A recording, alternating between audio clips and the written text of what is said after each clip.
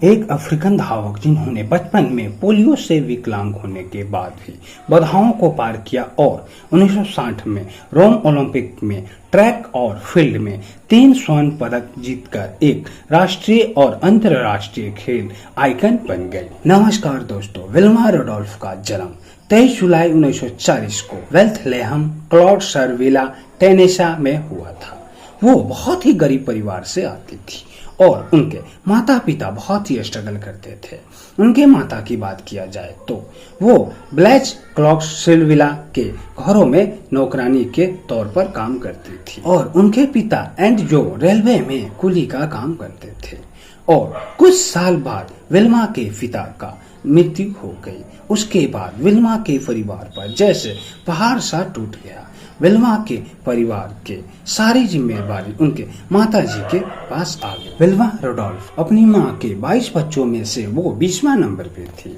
जब वो छोटी थी तो उन्होंने निमोनिया सेरेब्रल बुखार हो गया था और पोलियो का मुकाबला किया था और उनका बाईं टांग में पश्चाताप भी हो गया था।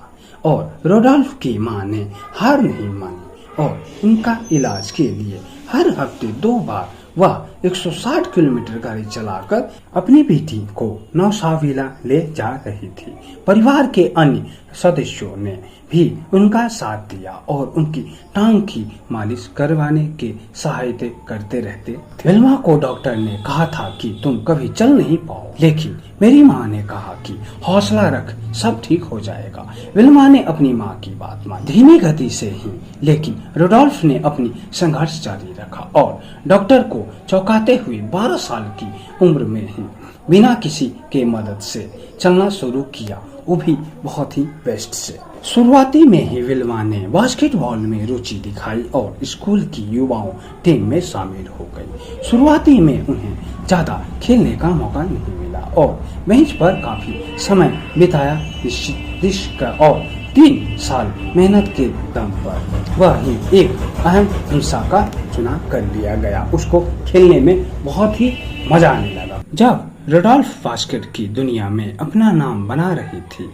तब विख्यात को एन टेम्पल की नजर उसके बाद उन्होंने ऐसा खेला कि अपने रुडोल्फ ने अमेरिका की ट्रैक और फील्ड टीम के 1956 मेलवॉल्ट्स ओलंपिक खेलों के लिए जगह अपना बना ली। बहुत ही बेस्ट खेली थी उन्होंने। इस रुडोल्फ ने 1956 में अपनी पहली ओलंपिक खेलों में अच्छा शुरुआत कर रही थी, लेकिन 4 साल बाद रोमन खेलों में जो कर दिखाया वह अद्भुत था।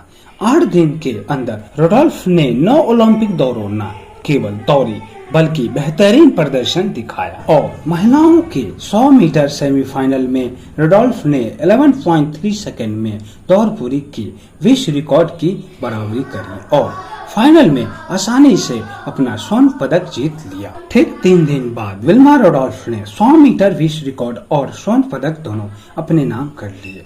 विल्मा रुडोल्फ की सबसे जरूरी दौड़ 8 दिसंबर को 4x100 मीटर रिले साबित हुई और रुडोल्फ ने रोमन को इतिहास रच दिया।